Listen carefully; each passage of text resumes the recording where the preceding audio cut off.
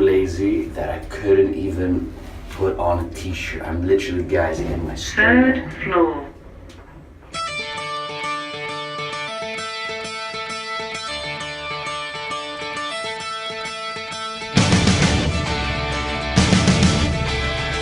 What's up, mi gente, and welcome to another beautiful morning here in the city of London, United Kingdom, which unfortunately is not part of Europe anymore, but what can you do? We gotta work with what we got, and that is pretty much a country that is breaking apart.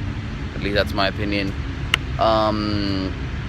So today is a great day. Today, shoulders are one of my weakest parts of my body, along with triceps. So I'm not going to be working triceps, but they are a weak part of my body. And my aim is for next summer when I compete, I want to have some really good boulder shoulders, and I want to really work on those triceps. Get them a nice aesthetic, not huge, but be visually pleasing. So something I wish I knew a lot earlier is that actually shoulders are not one of those muscle groups like legs and chest that can benefit from heavy exercises and heavy compound movements.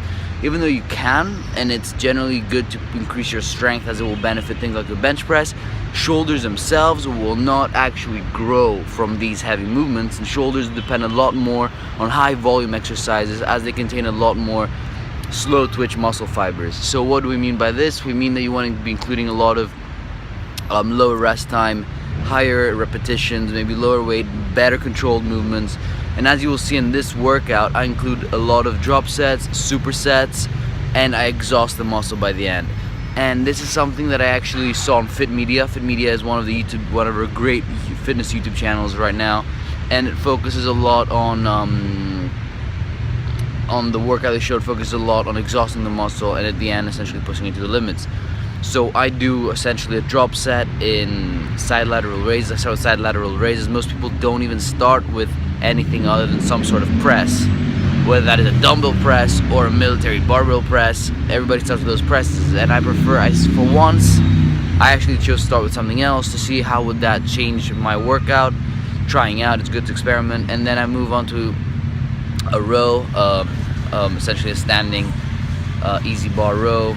And then I move on to a front raise, supersetted with supernated press, again on the easy bar.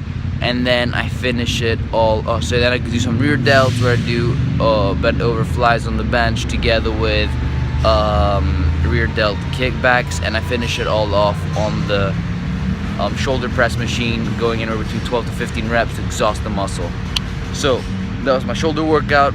I hope you enjoy the clip that you're going to see right now. And if you guys have any other tips on how to do a good shoulder workout, please feel free to share. I love learning new things on workouts, and let's give the day a bang. See you guys later. So post workout, before we hit the lab, we're working with one Lenny and Larry's cookie and 2 scoops of Pharma Whey PhD protein. So good. Personally, I've only tried peanut butter flavor and oats and raisin for the Lenny and Larry's cookie, but hands down, oatmeal and raisin is the best flavor. Good morning, guys. This is morning me. This is me just woken up from literally a hibernation of 8 hours. It's about 7:30 a.m. right now. And I want to talk about something very quick that I've wanted to talk about like 1 or 2 episodes now, and that is the concept of carbohydrate choice and carbohydrate selection. A lot of people prioritize oats and brown rice as a carbohydrate when cutting, and that's very smart. There's a great source of complex carbohydrates with a very low IG value. However, they're very calorically dense. What does that mean? That means that you can even have a very small amount of them and put up your calories too high. And there's no problem with that with respect to your cut, but there's a problem that you will be feeling very hungry very soon after you eat. So I want to show you guys a couple of alternative choices of carbohydrates that in my opinion are very appetizing. They're not vegetables. I'm not talking about vegetables. Vegetables for me are not direct sources of carbohydrates I will prioritize. I'm talking about actual wheat-based or essentially grains that could be used as carbohydrate sources that I find to be very useful. a lot more calorically scarce than oats and brown rice, and as a result, something that will benefit your gut a lot more than brown rice and oats. So the first thing I'm going to show you is I'm going to show you what 100 calories of oats looks like. These are high density, high calorically dense food, and then we're going to go on to quinoa and wheat, which essentially is your scarce. So in this bowl right here, we have 30 grams of oats right there. In those 30 grams of oats, you have 100 calories. Let me just read it for you. You have 100 calories, approximately 2.8 grams of fat, about 25 grams of protein, and 3.5 grams of it was 20 grams of carbs and 3.5 grams of protein. And then on this bowl right here, you have 100 calories of what's it called? Of Bulgar wheat and quinoa, which is right here. And in about 100 calories, you get 120 grams of your food. In the oats, you only get 30 grams and 100 calories. In this, you get 120 grams. That's 4 times the amount, and very similar, essentially, spectrum of protein, carbohydrates, and fiber and fats. Actually, it's a lot lean. There's a lot less fat in that. So what I'm trying to get to is that things like Bulgar wheat, quinoa, lentils, these can all be carbohydrates that can start replacing your other carbohydrates like oats and brown rice during the later stages of your cut, because they're a lot less calorically dense. They will make you feel a lot more full, and they will help you cut a lot more better. They're richer in fiber.